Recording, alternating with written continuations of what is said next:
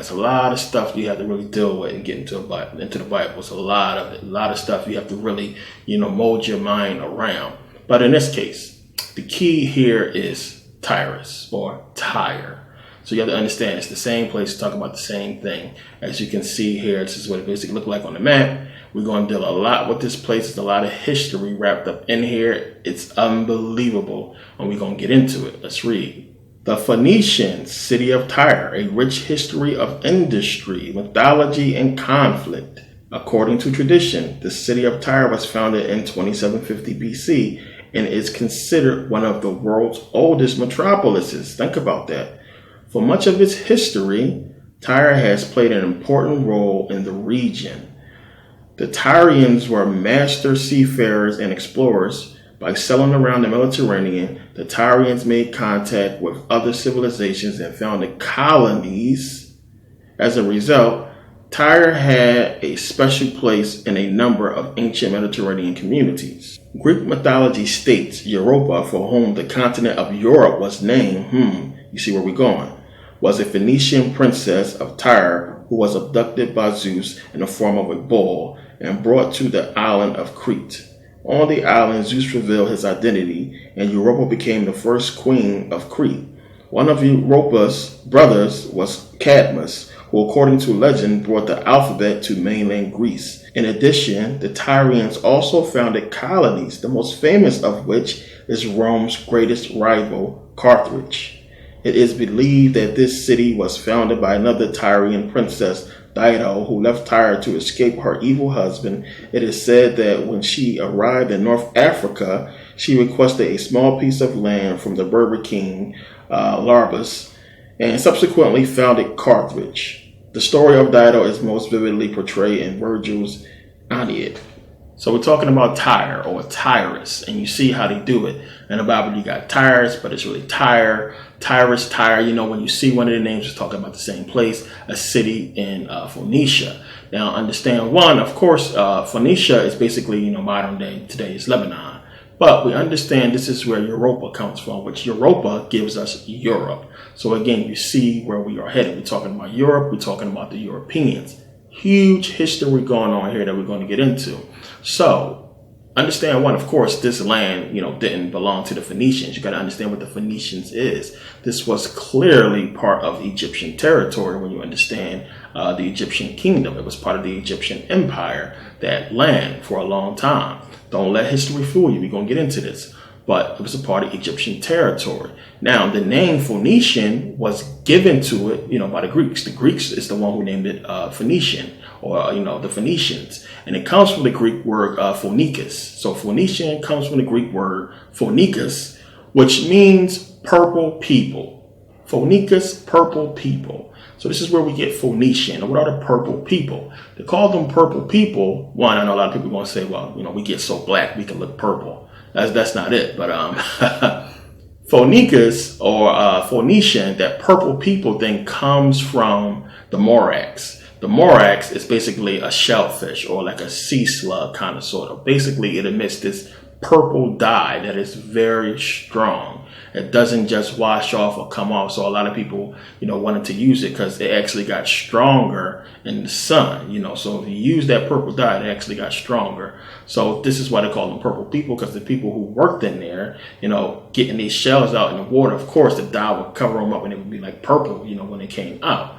So Phoenician comes from Phonikos, and the Greeks are the one who came up with that name. So now most people, when they think about the Phoenicians, when they think about that land, some people think about the Persians, think about Arabs, some people think about Europeans being there. A lot of people, when they think about the Phoenicians, don't take it back to black people. And this is one of the problems. There's a lot of debates when people start getting into ancient Phoenician. Who was the Phoenicians? Who was the Phoenicians? Was they black? Was they white? What have you? And you can understand why when you start going into that history, especially when you see the Greeks talk about in their mythology getting a language, which we'll get into that. But a lot of people don't, associate it with African people or black people. But the land was clearly Egyptian territory, plain and simple. You go there and you have the Temple of Obelisk in Byblos. Now, you go to Byblos, you have the Temple of Obelisk, still stand to this day. We're talking dating over, 1000 BCE. And the temple's still there. You can see it's all these obelisks, all these little, statues or what have you there, as well as other Egyptian artifacts and Egyptian sites there as one of the tourist attractions when you go there. Now, you start going back over, you can see, not too far away is Tyre, the city of Tyre. Not that far. You keep going over more, and guess what else you run into? You run into Israel. You keep going over, of course, more, and of course, Egypt. All of this was Egyptian territory, of course. They had all this land, all this space. There's going to be a lot of, things that you research and see that's going to try to fit biblical history within there. So you got to understand, one, Tyre was a huge city. You had Tyre, and you had Tyre, the mainland. And you had Tyre, you see that part that sticks out in the water. It was an island, unto itself for a while, for a long time. But you had, when the Greeks came in there, Alexander and his troops basically slaughtered everybody on the mainland, and they basically killed a bunch of people, and they enslaved whoever they could enslave. A lot of people bought their way out of the whole situation. Some people couldn't, but they basically, was recorded as them slaughtering so many people and completely destroying the city. I mean, decimating it. They came in with all kinds of, battering rams and stuff, and just basically laid the city to rubble. Then the people who, fled to the island. So you had the Phoenician people and the people who was there basically jump in their ships and go out to the island. A lot of people kept going, but the people who couldn't go anywhere else went to their home on the island. As you can see, it was, as I said, it was an island. So, for the next 7 months, Alexander and his troops went on killing and destroying, killing people, enslaving people, and destroying the city. But what they did was they used the rubble from the city to basically build a causeway from the mainland of Tyre to the island of Tyre. And in 7 months, they had that causeway built. And in 7 months, they went to that island and completely massacred about 30,000 people there. And the same situation occurred where some people bought their way out, some people couldn't, the rest got enslaved or got killed. So he finally did end up taking that island and killing a bunch of people. So you can see now how it looks. The causeway is there, but it wasn't there before, and it is attributed to Alexander. This is something that everybody knows. The Romans have a monument there to this day, pertaining to Alexander. This is history, people. This is recorded history, and it doesn't fit with the Bible. So it's funny how when we look at their book, this is how they try to hide, away from it and say that, oh well, of course they're not going to say they wrote the book. But this is how we can look at actual recorded history and see it doesn't fit with what the Bible's saying. But we can read the Bible and get the clues and see that this is where they stole their stories from and put them in the Bible. But real history says something different. So again, when we go to Ezekiel, and understand, take note that this stuff is all in Ezekiel. When we talked about before, about Satan and all that stuff in Ezekiel as well. So we read in Ezekiel 26, 3 through 6, it says, "Therefore thus saith the Lord God, Behold, I am against thee, O Tyrus," which Tyrus is Tyre, "and will cause many nations to come up against thee, as the sea causeth his waves to come up. And they shall destroy the walls of Tyrus and break down her towers. I will also scrape her dust from her and make her like the top of a rock. It should be a place for the spreading of nets in the midst of the sea, for I have spoken it, saith the Lord God. And it shall become a spoil of the nations, and her daughters which are in the field shall be slain by the sword, and they shall know that I am the Lord." So we know it's all bullshit.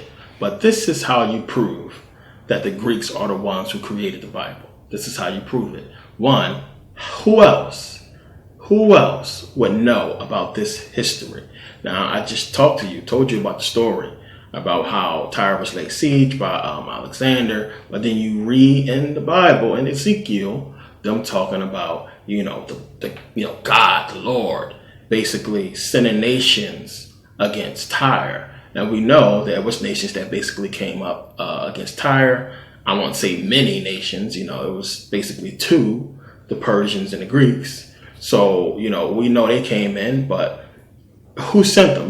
Was this God, from the Bible destroying Tyre? Or is it what we just read? And we know, I mean, you could basically say, yeah, it's God, because they are God.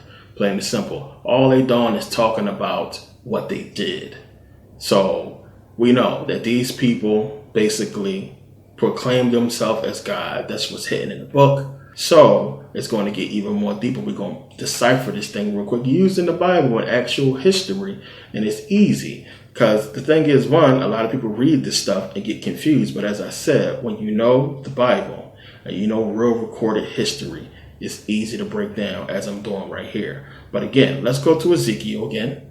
Ezekiel 26:7 says, "For thus saith the Lord God, behold, I will bring upon Tyrus Nebuchadnezzar, king of Babylon, a king of kings from the north, with horses and with chariots and with horsemen and companies and much people." There is no proof of a Nebuchadnezzar coming into Tyre and basically laying siege to the place. There's no proof. We're going to bust it up in a second to prove the point. Again, one, the only Nebuchadnezzar, because there's a bunch of them, the only Nebuchadnezzar that could have been close to the time that this happened with the destruction of Tyrus, either one. The only Nebuchadnezzar that could have been there during that time was Nebuchadnezzar II. But he died in the 6th century BCE, which is long before the destruction of Tyre. So that's the only Nebuchadnezzar that can be even close to that time in actual history. So we know, no, it wasn't Nebuchadnezzar. So again, this is how you catch the Bible. Now, this is important. And the way that we prove this is, one, to go back to the Bible, to Ezekiel. Ezekiel 26:14. Remember, it says, "And I will make thee like the top of a rock. Thou shalt be a place to spread nets upon. Thou shalt be built no more." This is the so-called prophecy of Ezekiel. "Thou shalt be built no more. For I, the Lord, have spoken it, saith the Lord God." Now, the only time that Tyre was destroyed to where it was built no more began with Alexander. And we're talking about the 4th century BCE. Long after that Nebuchadnezzar that's close to this time frame, had died already. So we're talking the 4th century BCE. So that's important because ever since Alexander destroyed the place, you had the Romans coming later and basically take it from the Greeks, and they built on it, and then that got torn down by the Arabs. So this ruin that I showed you with the basically the temple of the obelisk or what have you is ruins. That whole area is a tourist attraction to this day. It's still in ruins. It's nothing built on there. You can see the remnants of Rome there, the remnants of Greece there, the remnants of the ancient Egyptians, but it has never been rebuilt, the city that was destroyed. So this is the so-called prophecy, which again, it's one of those prophecies where it's bullshit. What's to stop anybody from going there, the government from going there right now and rebuilding the place? Now, one, is a landmark, so they can't do it. So this is how you fulfill the prophecy. Oh, we're making a landmark, nobody can build there. But nothing ain't really stopping people from building except for humans, men. This ain't God or no angels stopping people from building. It's permits, laws, legal shit that can be fixed by humans. So it's not no real prophecy. So understand, again, this is how you fix that whole thing. This is how you figure that whole thing out. We know, one, it's not Nebuchadnezzar because he wasn't alive during that time. Two, the prophecy, its own prophecy in the Bible, only fits around the time when Alexander in real history actually destroyed the place. So again, all the Greeks had to do, because remember, the King James Version was written between 1604 and 1611. So all they had to do was basically, they know the history, they know what happened, was put this in the book. They understand recorded history is already documented by many people. All they had to do was put it in the book, distort it, and make it as if, it fits with biblical history. Because when you go back during that time, you can say, well, such a thing happened. I guess it's talking about them. No, this is actual history. So we know it's bullshit when it's talking about Nebuchadnezzar. Now, another one of the daggers that basically gives it away we can find in the Bible. Again, talking about Alexander. The only person this fits is Alexander. So when you read again in Ezekiel 26:12 says, "And they shall make a spoil of thy riches, and make a prey of thy merchandise, and they shall break down thy walls and destroy thy pleasant houses." As I said, Alexander destroyed the houses. "And they shall lay thy stones and thy timber and thy dust, in the midst of the water. Okay, so who did that? We know it's talking clearly about Alexander and about how he tore down the cities. He took the rubble, he took the trees, took everything and built that causeway to get to the island. It's right there in the Bible. But does it talk about Alexander? No. It's trying to divert you away from actual history, because if you follow actual history, it'll lead you to the truth, of course.